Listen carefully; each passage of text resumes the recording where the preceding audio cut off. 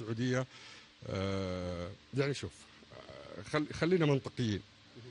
الأندية الجماهيرية والأندية الكبيرة لو ما هي موجودة في الدوري، هل بيقام دوري؟ ما أظن. يعني الدوري قائم على هذه الأندية القوية جماهيريا. وبعدين شوف مقاعد اسيا تعتمد على الانديه. كيف؟ مقاعد اسيا ربما تعتمد على هذه الانديه، ربما تنسحب. لماذا؟ ربما للحصول على المقاعد في دوري ابطال اسيا.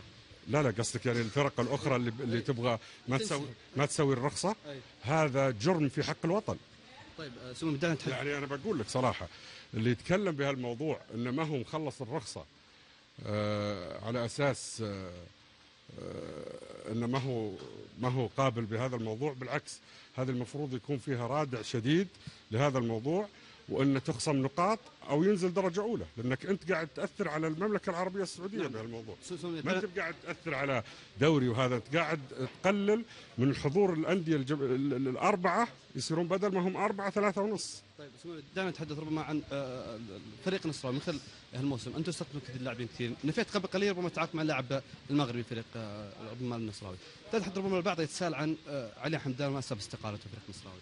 والله علي حمدان قدم كثير لنادي النصر، وبالعكس يعني علي إنسان يعني خدم نادي النصر ما هو اليوم في هالإدارة فقط، في إدارات سابقة. لكن شوف يعني علي تعب صراحة في فترة معينة وأعطى المجال لغيره، وبالعكس الله يوفقه في حياته العملية. والله شوف، كل يوم حنا نجلس مع المدرب مع اللعيبة قبل يومين، بس ما الله أراد إلى الحين يبغى لنا بس فوز، وإن شاء الله نبدأ تنفتح لنا الأبواب إن شاء الله للنقاط والبقاء في دوري جميل إن شاء الله.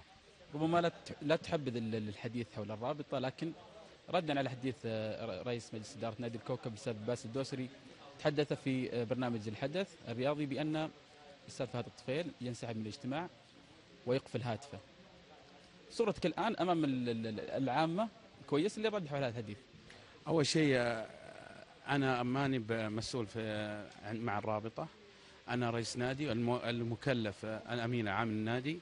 وثاني شيء أنا كان صارت لي ظروف، وبرضه أمس جلسنا وتفاهمنا أنا وفهد المدرج، بس جايته نقل كلام من المنطقة القصيم. للأسف أعطونا كلام غريب، ونقل من خلال للأسف نقل كلام غير صحيح يعني بالكلام هذا. والحمد لله احنا يعني انا اقول لك ماني ملم في الموضوع حق الرابطه، لان امين عام النادي هو المسؤول، واحنا يعني اي شيء يمس الشعله ولا يمس حاجه احنا بنقف اي واحد قدامه. ما يعني انا مع الشعله.